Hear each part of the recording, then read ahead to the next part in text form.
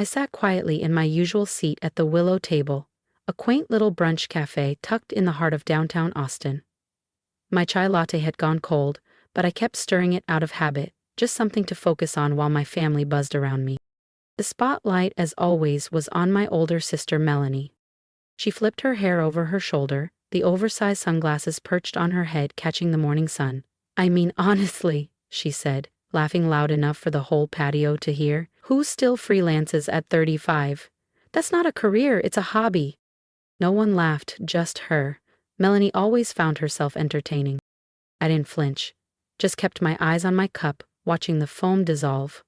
My mom shifted awkwardly and muttered, "Melanie, that's not necessary." But Melanie just shrugged. To her, silence equaled surrender.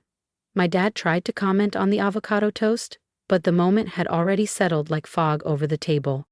They've always mistaken my quiet for passivity, but what they didn't realize is that silence is where I do my best work. For years, while they dismissed me as the artsy one, I was building a business behind the scenes. At 28, I sat in a co-working space in East Austin with Nico, my college roommate, writing the first algorithms for what would become PulsePath, a behavioral data platform now used by Fortune 500 brands and public institutions alike. Now at 35, I'm the CTO and silent co-founder of a company worth over $100 million, 0 cents. I chose to remain behind the scenes, no LinkedIn profile, no media interviews, no name on the press releases. But my name does appear in the hiring database, and last week it showed up again, on a resume submitted for an entry-level PR role, submitted by none other than Melanie Crawford. I looked up for the first time that morning just as Melanie smirked and said, "Honestly, I'm thinking of applying to this up-and-coming tech firm, something called PulsePath. I hear they're going places." I smiled, stirred my cup one last time. "They are," I said, "they really are." Then I looked back down, careful not to let the flicker of amusement in my eyes show. Melanie kept talking. "I already applied," she said with a casual wave of her mimosa. "If they bring me in, I'll whip their PR budget into shape faster than anyone in that place. And if they don't hire me," she shrugged, "their loss." I bit the inside of my cheek to stop myself from laughing. That line, so bold, so smug, was straight out of the script she used to throw at me every Thanksgiving. How I'd never amount to anything hiding behind a screen. How I was wasting my prime years chasing digital shadows. And now, she's walking straight into the empire I built in those same shadows. But I didn't say a word. I didn't need to. I'd learned that truth, when timed right, has its own volume. I still remember my 12th birthday. The candles were lit, everyone was halfway through the birthday song when Melanie burst in, waving a first-place cheer trophy. "Our superstar just won regionals," my mom beamed, pulling her into a proud hug. I stood behind my untouched cake, still smiling, but no one asked me to blow out the candles. No one asked what I wished for. I carried my unopened gifts upstairs, pulled out the old Dell laptop Dad gave me, and went back to tweaking my first video game mod. Even as a kid, I found magic in what bored other people. I'd spent hours writing basic code, designing graphics, testing logic. My mom used to say, "Julia disappears when she's working." My dad would chuckle, "In this house, one's a spotlight and one's a circuit board." No mystery who was which. Melanie studied media and dabbled in theater. She became a minor local personality, colorful, chaotic, camera-ready. I earned a full ride to Texas Institute of Technology, but no one came to my graduation. They were hosting a launch party for Melanie's fashion collab that day. I didn't mind. I was already planning something bigger. By 29, Nico and I had landed a government pilot contract. By 32, PulsePath was processing real-time behavior data for major clients in retail and healthcare. As of last quarter, we're worth over $100 million, 0 cents. I hold 48% ownership. And guess who's about to walk into the interview room next week? Melanie Crawford, PR hopeful. My older sister. Unaware that I'm the one who signs off on every single hire. But ask anyone on the street, they'd only know Nico Alvarez. As for Julia Crawford, she never appeared in a headline. And that's exactly how I wanted it. I never craved photo ops, champagne galas, or awkward boardroom applause. I wanted to build tools that solved real problems, systems that helped real people. That was always enough for me. As for Melanie, after her fashion label tanked due to overspending and unpaid vendors, she quietly returned to the world of marketing at a mid-size agency. Until the agency shut down. Now she's pinning her hopes on a new position she doesn't even realize I created. I'm not sure if Melanie will ever see me as more than the quiet sister with a screen addiction. But now, she's about to walk into a company where the workflows, brand pillars, and reporting tools all have my fingerprints on them. And I can't help but wonder, when she sees the name Julia Crawford in the footer of her onboarding documents or budget projections, will she connect the dots? Or will she still believe I'm just some footnote to her spotlight life, a flicker she long outshined? Part of me hopes she never finds out. Another part wants to see her expression when it finally hits. I don't need her approval, but I do want her respect. That night, back in my apartment on the 18th floor overlooking South Congress Avenue, the Austin skyline shimmered beneath a light spring haze. I opened my laptop and logged into PulsePath's admin panel. A familiar dashboard greeted me. Rows of approvals, budgets, system updates. The first item at the top. HR recommended candidate. Melanie Crawford. My breath caught for half a second. Her photo popped up on screen. Confident smile, beige blazer, resume polished within an inch of its life. I read the HR note. Strong communication, good presence, solid analytical background. Recommending her for second round interview. I didn't type a word. Just clicked the 3 dots in the top corner. Forward, copy, promote, approve. I clicked approve. She got the job. No one else at PulsePath knows who I really am. Nico and I made that pact years ago. His face is on everything, from Forbes features to keynote panels. Mine? Mine stays out of the spotlight. Not because I'm hiding, but because I'm free. Behind the title Senior Technical Advisor, I run 48% of this company. Quietly, precisely, and powerfully. Nico always respected my choice. Never once let my name slip to employees or the press. For a long time, I questioned whether staying hidden was smart or cowardly. But watching Melanie walk into the very world I'd quietly built, I realized silence wasn't just strategic, it made moments like this worth it. On her first day, I stayed home exactly as planned. Still, I pulled up PulsePath's internal security cam feed, something only 3 people in the company knew I personally engineered. From a tucked-away angle in the break room on the 9th floor, I saw her standing near the espresso machine. Her eyes flicked across the wall-mounted digital dashboard, which cycled through live project milestones and AI model performance stats. "This is the company that brought me on," she told someone nearby with pride in her voice. "The founders are ghosts. Nobody's even seen the second one." Her colleague laughed. "People say it's just a legal name, like a shadow partner." I smiled. I'd heard that theory before. Later that afternoon, Nico called me over video. He leaned back in his chair, nursing a cup of coffee.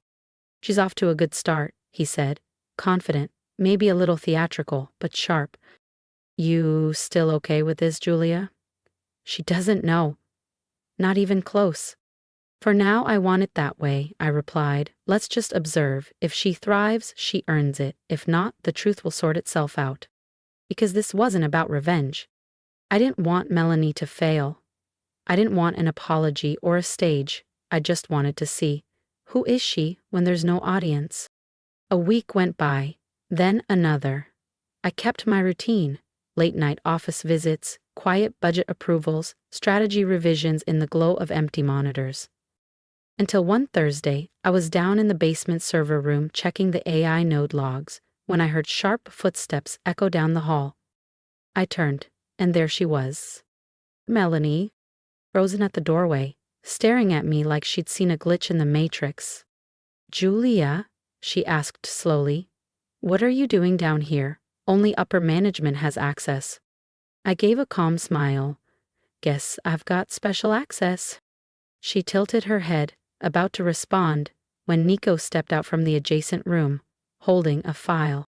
Hey Julia, you mind signing off on the new predictive pipeline draft before Friday? I took the folder. Look back. And Melanie? She didn't speak, but I saw it in her eyes. The story was starting to rewrite itself.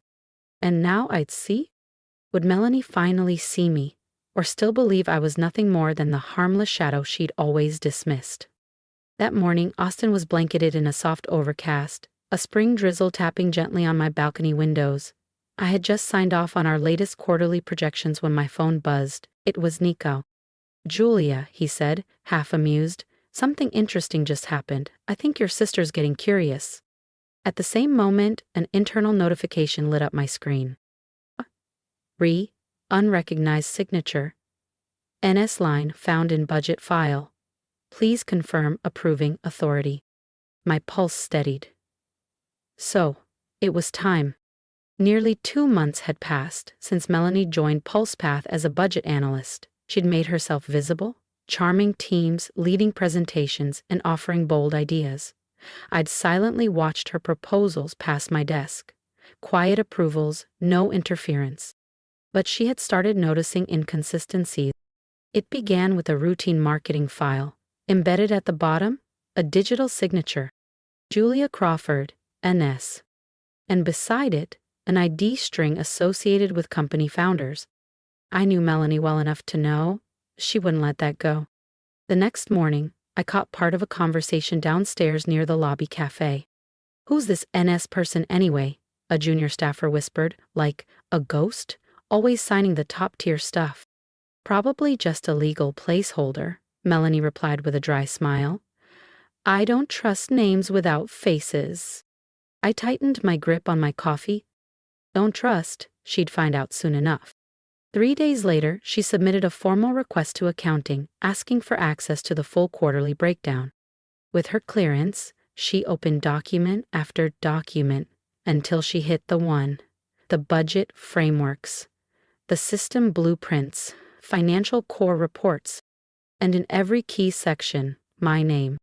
The same sister who once believed I was freeloading off Dad's kindness was now staring at my signature. The approvals she worked with daily. That afternoon, another notification hit. Internal access request. Melanie Crawford. Archive access. Founding records. She'd reached the master file. I pictured her alone in the dim light of her office, face lit by the soft glow of the screen, reading every word.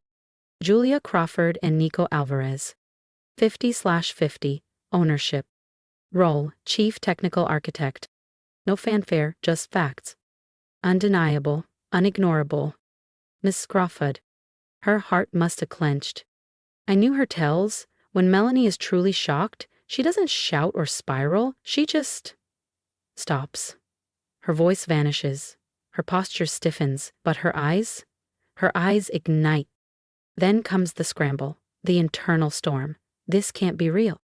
That same afternoon, I came into the office earlier than usual. I didn't tell Nico. I just needed to see it for myself. When I walked into the 9th floor break room, she was there, alone. White-knuckled grip on the marble counter, staring at a printout, the corner still curling from the heat of the printer. I stepped in quietly. You all right? I asked.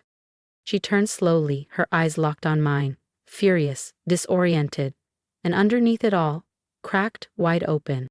Julia, she said tightly, you're the co-founder? I didn't rush the answer, I just nodded. How long? Since the beginning, I said evenly. Nico and I started PulsePath in a shared studio apartment above a barbecue joint in East Austin. You thought I was between jobs. She gave a dry, bitter laugh, more at herself than at me. So all this time, you've been signing my paycheck. I was reporting to you. Again, I nodded. Not out of pride, Mel, just doing my job. You're good at what you do. That's why you got promoted. If you weren't, I'd have handled it differently. She dropped her gaze to the floor. Silence. I reached into my folder and pulled out a proposal draft, a new initiative Nico and I had been planning, a tech training program for underserved communities in Texas. We're about to launch this, I said. I think you'd be a strong fit, if you're interested. She didn't take it, but she didn't walk away either. Something in her expression softened, a crease in her usual certainty, a question blooming behind her eyes. How many times have I misjudged my sister? A few weeks later, the 5-year PulsePath Gala was held in a towering glass venue overlooking Lady Bird Lake. Light from crystal chandeliers rippled like water across the marble floor. In the guest suite upstairs, I stood in front of the mirror. A long black dress. Minimalist, refined. My frame carried the fatigue of late nights, quiet work, and years of being underestimated. Hair swept up, pale pink on the lips. I didn't want to stand out, but I'd outgrown the shadows. Nico knocked gently. "Ready, Julia?" I exhaled. "Not really, but I guess no one's ever really ready to step out of the dark." He smiled. "You're not stepping out, you're stepping up." We walked onto the stage from the wings just as the house lights dimmed. The MC had wrapped her introduction.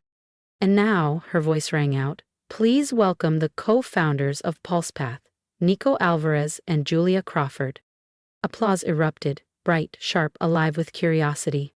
Every eye in the room turned as I stepped into the spotlight for the first time. Not as a ghost in the system, but as myself. I held my posture, steady and sure. And then I saw her. Melanie. She stood at the back, clutching a champagne flute she hadn't touched. Her expression, shocked, almost fragile, cut through the clamor. Her world, as she knew it, had just spun off its axis. I knew the feeling. I'd felt it too, on the day Nico and I secured our first 7-figure investment. That quiet, seismic shift when something others doubted becomes undeniably real. Nico spoke first. He shared our story, from a run-down studio above a BBQ joint to leading AI innovation across multiple industries. He talked about the bugs, the breakthroughs, and the nights we fell asleep at our keyboards. Then he passed the mic to me. The room stilled. I took a slow breath. "Hi everyone, I'm Julia Crawford, and I guess for many of you, this is the first time you're actually seeing me." A ripple of warm laughter rolled through the crowd. No mockery, just surprise wrapped in kindness. I continued, "I'm not much of a public speaker. Honestly, I never thought I'd be up here. But 5 years ago, Nico and I had two things: an idea and a belief that tech should be built on trust, not ego." My eyes swept the room, then paused on Melanie. She was still standing there, no longer holding her drink. Her arms hung at her sides, her gaze locked on me, like she was trying to reconcile the stranger on stage with the sister she thought she had pegged. "I know I haven't been the public face of this company," I said. "That was my decision, but today, I wanted to show up, not for recognition, but for gratitude." Applause swelled. I nodded once, then stepped back as the MC returned to close the ceremony. As the lights shifted to soft dinner ambiance, I moved toward the buffet, hoping for a quiet corner.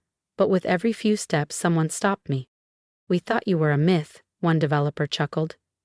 "Didn't think you were real." I offered polite smiles, answered a few questions. But my eyes kept scanning the room. For one person. Where Melanie had stood was now empty. She had left. I didn't know when she slipped out or how much of my speech she'd actually heard, but something inside me shifted, just slightly. A quiet space opened up, where I'd hoped for a glance, a nod, even a small shared smile from someone who had known me before any of this. Before PulsePath. That night, back in my apartment, I kicked off my heels and collapsed into the corner of my sectional. My phone buzzed nonstop. Messages from colleagues, investors, old professors, even my parents. "We're so proud of you, sweetheart, you blew us away." But from Melanie? Nothing. Curious, I opened the company livestream archive, skipped ahead to my speech, and hovered over the play button. But I didn't hit it. I didn't need to hear my voice again. I just wanted to know, what had she seen? A stranger in the spotlight? Or the little sister she once said was book-smart but not built for the real world? 2 days later, I arrived early to the office, not for a meeting or approvals, just to finish something personal. I walked to the quiet 10th floor conference room, unlocked the drawer I kept for old things, and pulled out a small walnut box I'd had since college. Inside, I placed a navy linen notebook, a smooth black pen, and a simple card, Handwritten, no logo, no flourish. It took me over an hour to find the words. Not poetic, just real.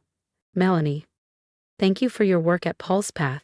You're sharp and I believe you'll go far. I'm proud to work alongside you, even if we began in silence. Julia. I folded the note, tucked it inside the notebook, and handed it to the internal delivery assistant, with one quiet instruction. Please give this to Melanie Crawford, no sender listed. I wasn't expecting a response. It wasn't an olive branch, it was a door. Quiet. Unlocked. She could walk through if she wanted. Or not. The rest of the week passed without a message, no email, no thank you. But I noticed the shift. Melanie no longer sat back with folded arms during meetings. She started taking notes, thorough ones. She raised smart questions, gave concise feedback. One afternoon, I lingered near the hallway as she pitched a cost-saving revision for our AI operations budget. Her tone? Calm. Her eyes focused, not defensive, just present. I didn't go in. I just stood there, hands in my pockets, and nodded. The next week, HR circulated a new proposal, submitted by Melanie Crawford, an internal mentorship program for junior employees with a focus on women in tech. She'd proposed that a portion of our corporate social responsibility budget be dedicated to hosting free weekend career workshops, sessions led by department heads covering real-world tech skills, interview prep, and mentorship. I read the proposal 3 times, slowly. Title, Touch the Screen, Touch the Future. And just below it, in subtle italics, inspired by the quiet mission of Julia Crawford. I set the file down and exhaled. A quiet breath. The kind that slips past years of tension you never realized you were holding. Later that afternoon, I stopped by the 9th floor pantry like I always did just before heading out. Melanie was there, pouring hot water into a glass teapot. When she turned and saw me, we both paused like two people meeting in a familiar space for the very first time. But this time, her gaze wasn't guarded. No walls, no edge. I was about to keep walking when she spoke, just above a whisper. The pen is beautiful and the notebook. I've started writing in it. I turned. I'm glad you liked it. She gave a small nod, as if that gesture cost her more than words. I don't think I ever really understood you, she said. Or maybe I just never tried. I smiled, just enough to show I heard her, but said nothing. There's something I need to say, she continued. You didn't have to give me a chance, but you did. And not once did you use it to make me feel small. Her voice tightened, but didn't waver. That says more about who you are than anything else I've ever said about you. And in that moment, I didn't see the teenager in glitter and ribbons, soaking up cheers at my expense.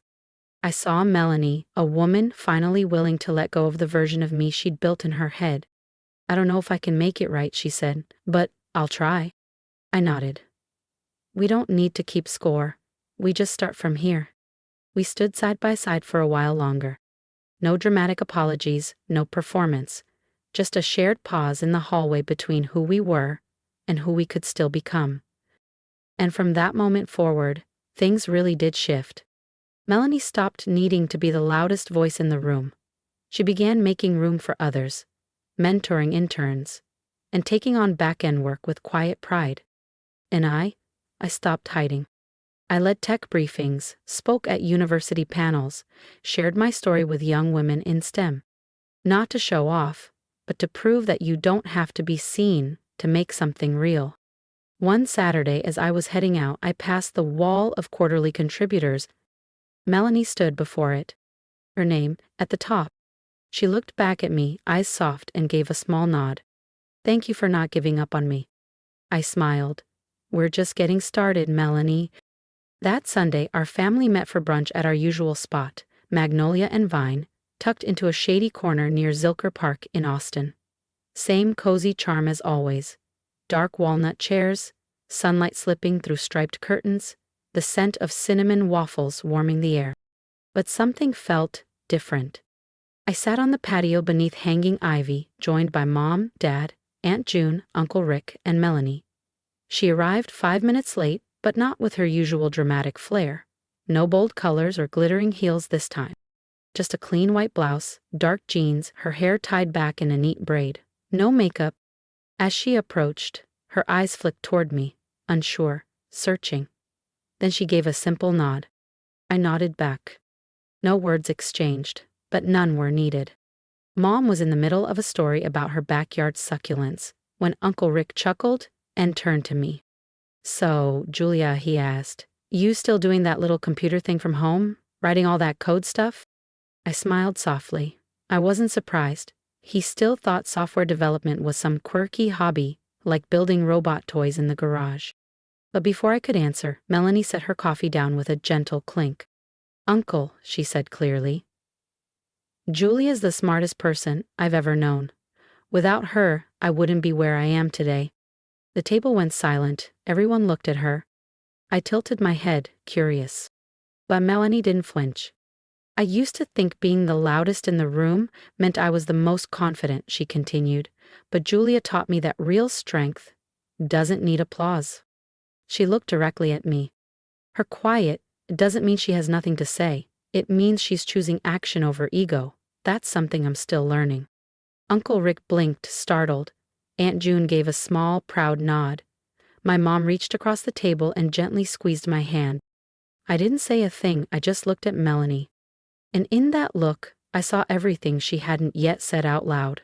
Regret, respect, and something like healing. The conversation eventually drifted back to the weather and who was hosting Thanksgiving. But something real had happened. Something lasting.